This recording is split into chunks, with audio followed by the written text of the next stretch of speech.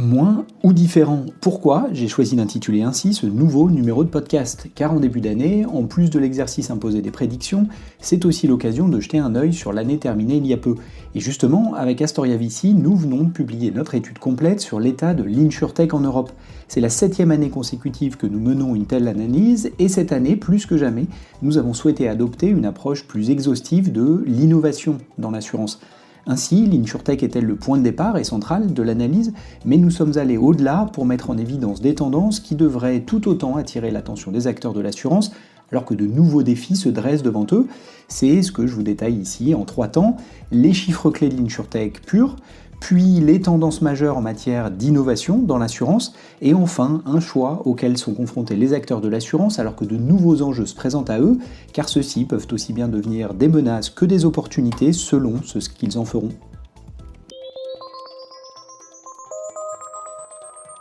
Alors l'insurtech verre à moitié vide ou à moitié plein? Une chose est sûre, il est essentiel de regarder au-delà des marchés domestiques.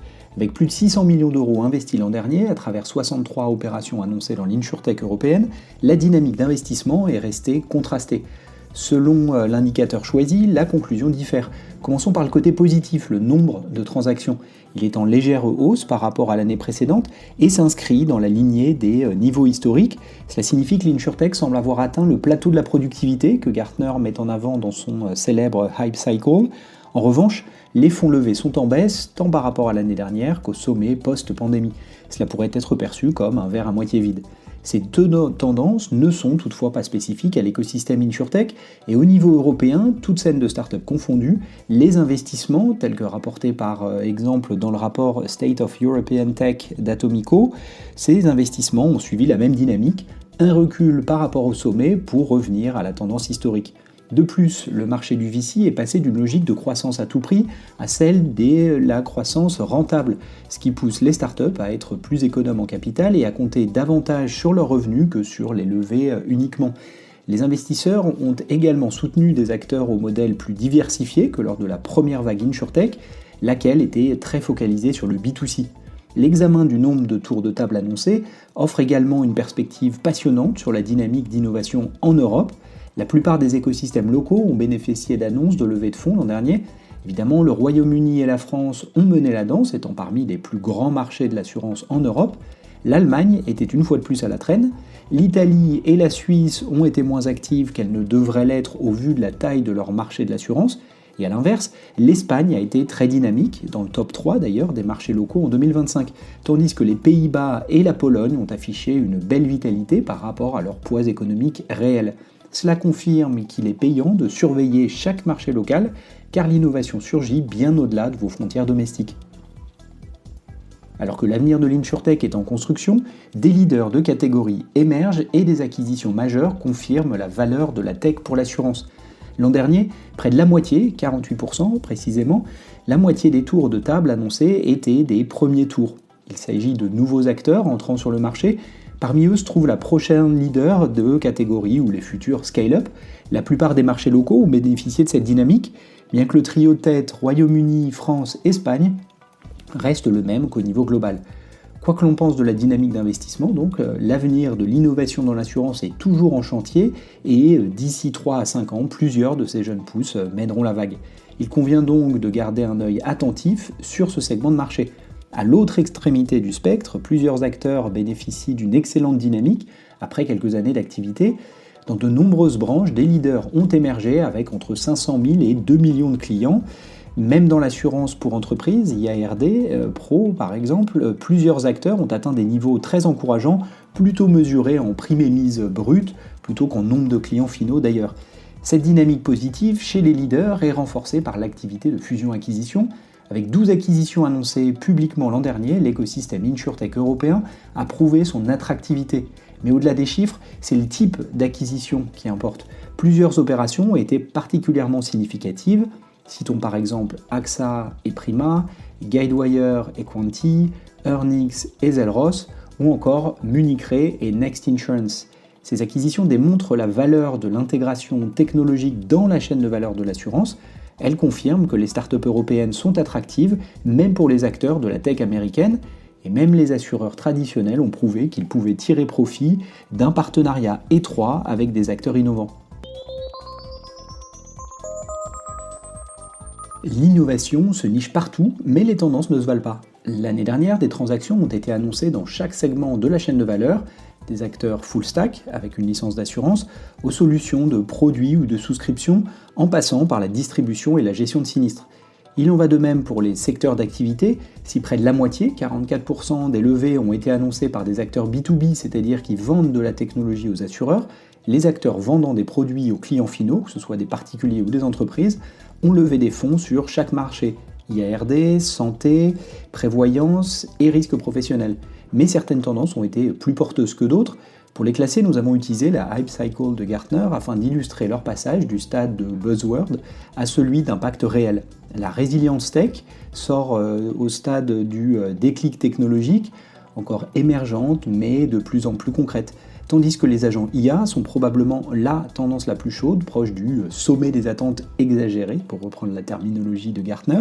La cyberassurance semble traverser le gouffre des désillusions, tandis que la vente directe en ligne est en passe de rejoindre l'assurance paramétrique ou l'assurance embarquée, Embedded Insurance, plus proches toutes les deux du plateau de productivité.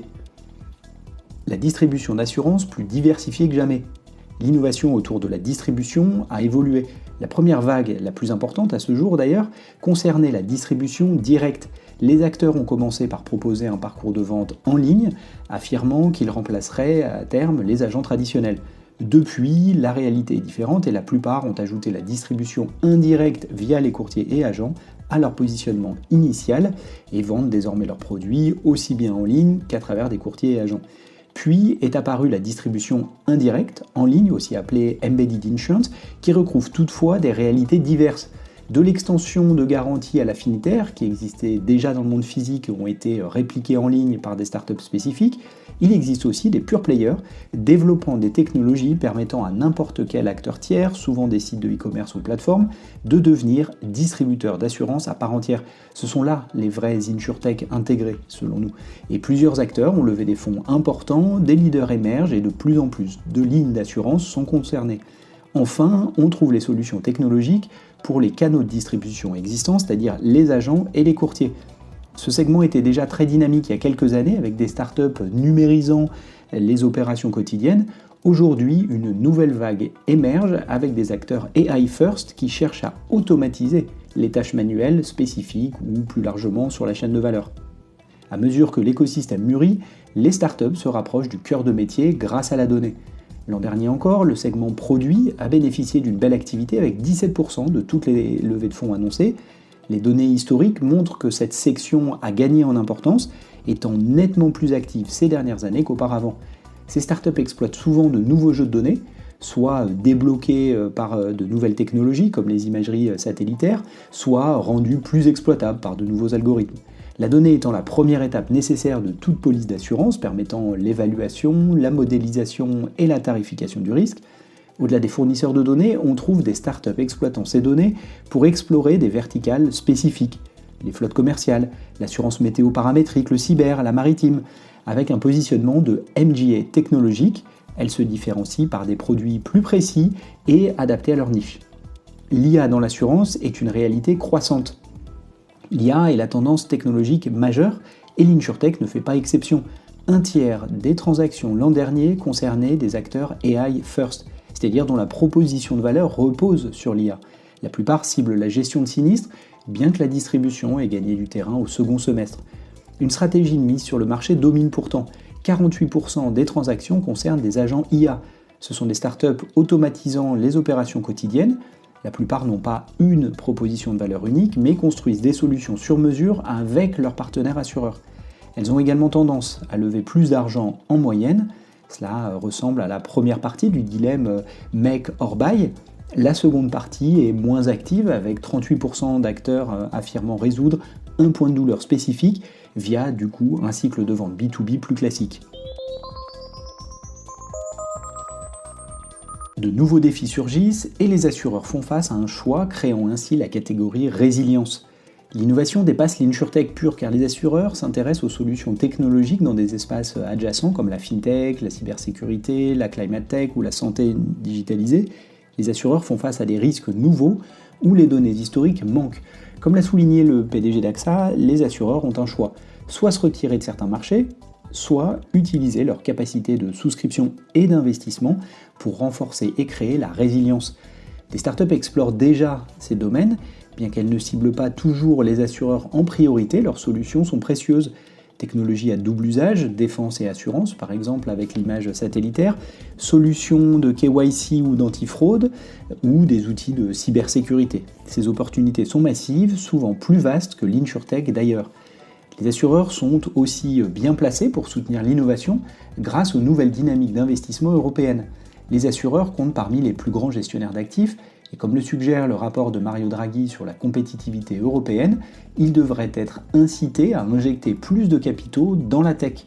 L'idée serait même d'assouplir les exigences de solvabilité Solvency 2 pour libérer du capital et combler le fossé avec les États-Unis.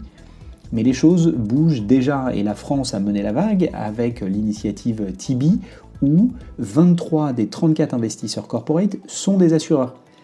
Cette initiative a été suivie par l'initiative WIN en Allemagne, assez similaire.